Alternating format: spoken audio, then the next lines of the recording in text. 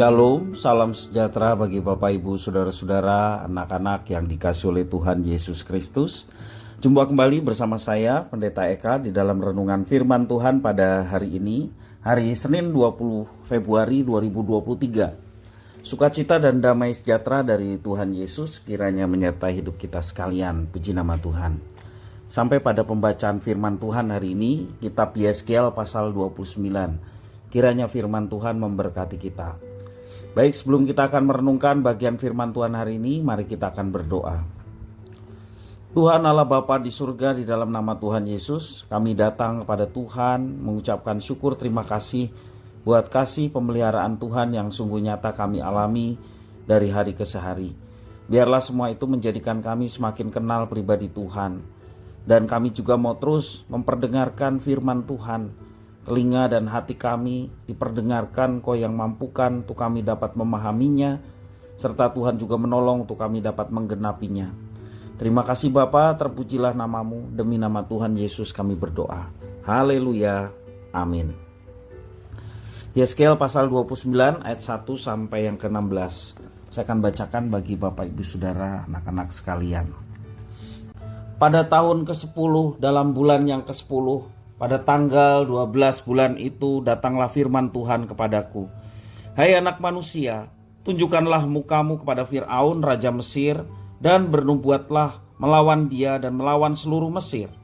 Berbicaralah dan katakan, beginilah firman Tuhan Allah, lihat, aku menjadi lawanmu, hai Fir'aun Raja Mesir, buaya yang besar yang berbaring di tengah anak-anak sungaimu, yaitu Nil, dan yang berkata, sungai Nil aku punya, aku yang membuatnya. Aku akan mengenakan kelikir pada rahangmu dan membuat ikan dari anak-anak sungaimu berlekatan pada sisikmu. Aku akan mengangkat engkau dari tengah anak-anak sungaimu dan segala ikannya yang berlekatan pada sisikmu.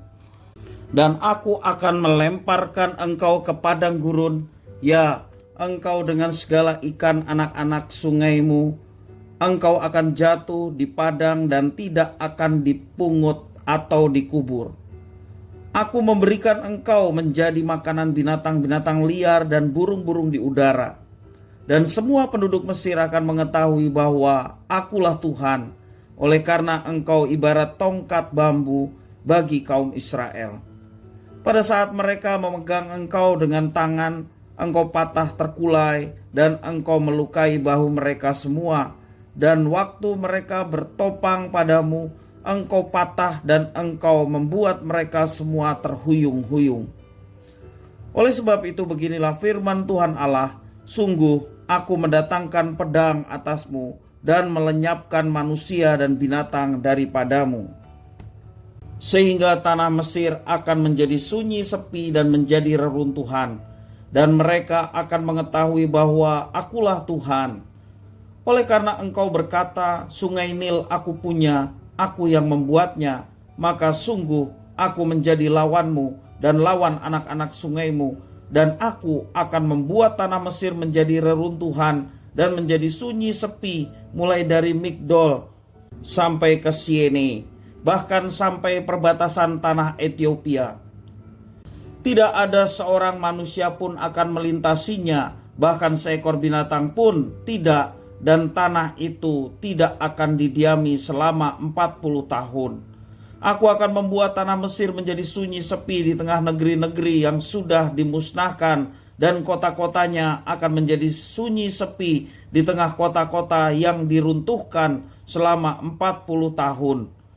Aku akan menyerahkan orang Mesir di antara bangsa-bangsa dan menghamburkannya ke semua negeri. Sebab beginilah firman Tuhan Allah, pada akhir ke-40 tahun itu, aku akan mengumpulkan orang-orang Mesir dari tengah bangsa-bangsa di mana mereka berserak. Dan aku akan memulihkan keadaan Mesir dan mengembalikan mereka ke tanah Patros, yaitu tanah asal mereka. Dan di sana mereka menjadi kerajaan yang lemah. Di antara kerajaan-kerajaan ia akan yang paling lemah dan tidak akan dapat meninggikan dirinya lagi di atas bangsa-bangsa lain. Aku akan membuat mereka begitu lemah sehingga mereka tidak akan memerintah bangsa-bangsa lagi.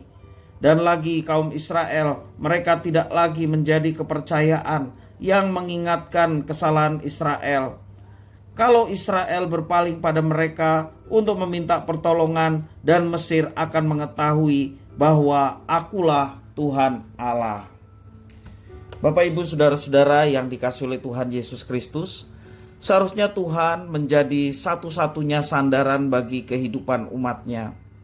Sayangnya seringkali umat Tuhan mencari Allah lain sebagai sandaran.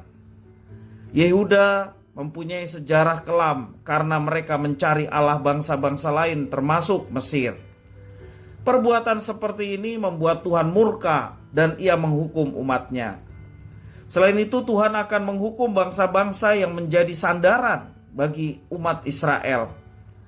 Dengan sikap sinis, Tuhan menggambarkan Mesir sebagai buaya besar yang berbaring di tengah sungai Nil. Dengan sombong Raja Mesir mengatakan, "Sungai Nil aku punya, aku yang membuatnya." Itu yang dikatakan di dalam ayat yang ketiga. Kata buaya yang tertulis di dalam teks yang kita baca tadi, ini dalam bahasa aslinya tertulis kata tanin, yang merupakan makhluk mengerikan dalam pengertian dunia kuno. Itu juga muncul dalam kitab Kejadian 1 ayat 21 sebagai satu bagian makhluk Tuhan. Walaupun Fir'aun mengatakan bahwa dirinya sebagai Allah, Tuhan yang menyatakan diri sebagai lawan bagi Mesir dengan mudah mengenakan kelikir pada rahangnya dan menangkapnya serta sekutu-sekutunya seperti menangkap seekor binatang. Alasan Tuhan melawan Mesir adalah karena Mesir menjadi seperti tongkat bambu. Di situ ditulis tongkat bambu, sesungguhnya lebih tepat diterjemahkan dengan kata tongkat ilalang. Ya, Mesir menjadi tongkat ilalang bagi umatnya, ayat yang ke-6. Dan seyogyanya tongkat terbuat dari kayu yang kuat. Tetapi Mesir digambarkan sebagai tongkat yang terbuat dari ilalang, yang terkulai ketika dipegang dengan tangan. Dengan mudah mereka dipatahkan dan sekutu yang bersandar pada Mesir menjadi terhuyung-huyung karena kelemahan Mesir. Memang ironis karena Yehuda memilih bersandar kepada Mesir ketimbang pada Tuhan Allah mereka. Tindakan Yehuda disebut kebodohan dan mereka akan membayar harganya. Mesir tidak luput dari hukuman Tuhan. Ia akan membuat Mesir menjadi negara lemah sehingga umat Tuhan tidak dapat bergantung lagi kepada Mesir yang dianggapnya bisa menolong umat Tuhan. Bapak, Ibu, saudara-saudara yang dikasihi oleh Tuhan, di dalam kebenaran firman Tuhan saat ini kita belajar bahwa Tuhan Allah yang disembah adalah Tuhan Allah yang cemburu. Ia tidak menoleransi siapa saja yang menjadi sandaran bagi umatnya.